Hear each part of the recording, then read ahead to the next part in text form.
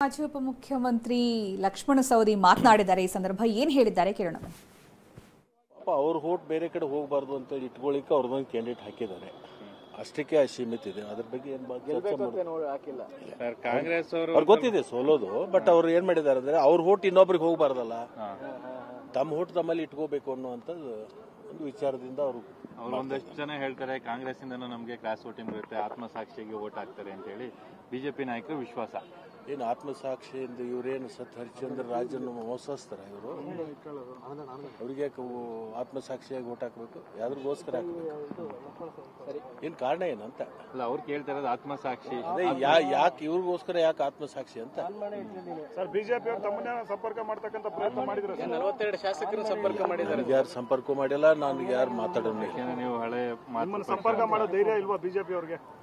ನಾನು ಯಾಕೆ ಸಂಪರ್ಕ ಮಾಡ್ತಾರೆ? ನಾನು ಕಾಂಗ್ರೆಸ್ ಪಕ್ಷದ ಚಿಹ್ನೆ ಮ್ಯಾಗ ಆಯ್ಸ್ ಬಂದ್ಮೇಲೆ ನಾನು ಕೇಳ್ತಕ್ಕಂಥದ್ದು ಮತ ಯಾಕೆ ಅಂತ ಹೇಳೋದು ಅವ್ರಿಗೆ ಹಕ್ಕಿಲ್ಲ, ಮತ್ತು ಅದನ್ನ ಕೇಳುವಂತ ಪ್ರಶ್ನೆ ಉದ್ಭವ ಆಗಲ್ಲ ರೀ.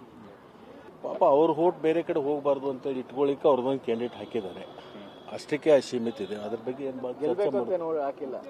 ಕಾಂಗ್ರೆಸ್ ಅವ್ರಿಗೆ ಗೊತ್ತಿದೆ ಸೋಲೋದು, ಬಟ್ ಅವ್ರು ಏನ್ ಮಾಡಿದ್ದಾರೆ ಅಂದ್ರೆ ಅವ್ರ ಹೋಟ್ ಇನ್ನೊಬ್ರಿಗೆ ಹೋಗಬಾರ್ದಲ್ಲ, ತಮ್ಮ ಹೋಟ್ ತಮ್ಮಲ್ಲಿ ಇಟ್ಕೋಬೇಕು ಅನ್ನುವಂತ ಒಂದು ವಿಚಾರದಿಂದ